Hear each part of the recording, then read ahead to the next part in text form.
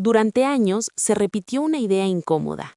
Al mundo le daba miedo Venezuela, y también los venezolanos. ¿Por qué un país con menos de 30 millones de habitantes llegó a generar respeto, alerta y hasta nerviosismo en gobiernos, mercados y medios internacionales? Esta no es una pregunta emocional, es política, económica y estratégica. Y si hoy estás escuchando esto, es porque entenderlo cambia por completo la forma en que ves a América Latina y también a México. Para entenderlo, hay que mirar atrás, pero sin romanticismo. Venezuela no siempre fue sinónimo de crisis.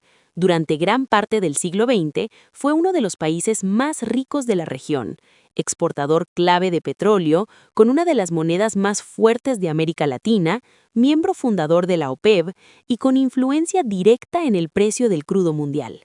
Mientras México lidiaba con devaluaciones en los años 80 y 90, Venezuela financiaba proyectos regionales, atraía migración y tenía peso diplomático real. Ese poder económico fue el primer factor que generó respeto y temor. El punto de quiebra llega a finales de los 90, con la llegada de un proyecto político que prometía romper con las élites tradicionales. Venezuela deja de jugar bajo las reglas clásicas. Se reescribe la Constitución, se concentran poderes, se redefine la relación entre Estado, mercado y Fuerzas Armadas. Para muchos países, eso no era solo un cambio interno, era un precedente, porque demostraba que un país con recursos estratégicos podía desafiar a organismos financieros internacionales, renegociar contratos energéticos y usar el petróleo como herramienta política. Ahí empezó la incomodidad global. Ya en el siglo XXI, el escenario se vuelve más denso. Venezuela impulsa alianzas fuera del eje tradicional occidental, fortalece vínculos con potencias no alineadas y promueve un discurso de confrontación directa contra Estados Unidos y sus aliados. No era solo retórica, decisiones concretas afectaron flujos energéticos, inversiones y estabilidad regional. Cuando controlas una de las mayores reservas de petróleo del planeta, tus decisiones no pasan desapercibidas. Y eso explica por qué capitales internacionales, gobiernos y mercados miraban a Caracas con atención y con cautela. Pero el miedo no fue solo al Estado venezolano, fue también a su gente. Cuando el deterioro institucional y económico se profundizó, millones de venezolanos salieron del país.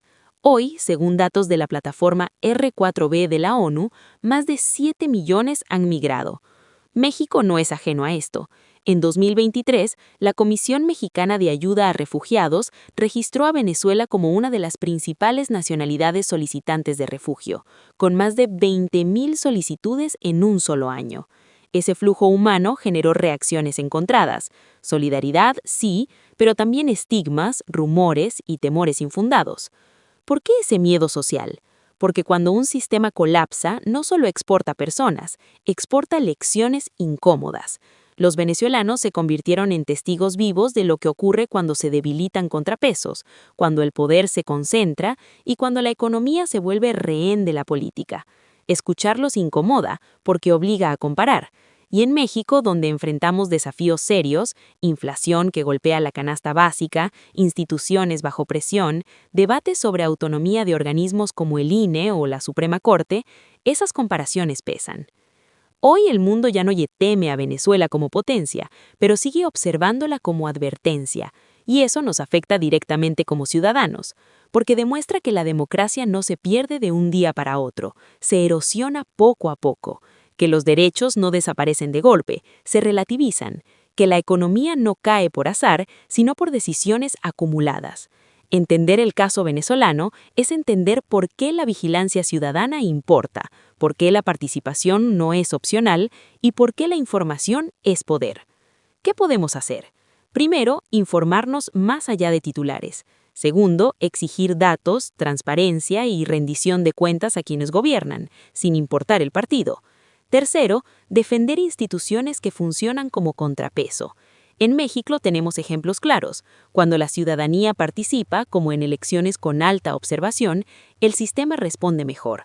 Y cuarto, escuchar a quienes ya vivieron procesos similares, no para copiar miedos, sino para evitar errores. El mundo no le tuvo miedo a Venezuela por lo que era, sino por lo que representó, la prueba de que ningún país es inmune al deterioro si la ciudadanía baja la guardia. Entender esto no te hace pesimista, te hace responsable. Y la pregunta queda abierta. ¿Estamos aprendiendo de esa historia o estamos convencidos de que aquí eso no puede pasar? Esa reflexión, más que cualquier consigna, es el verdadero inicio.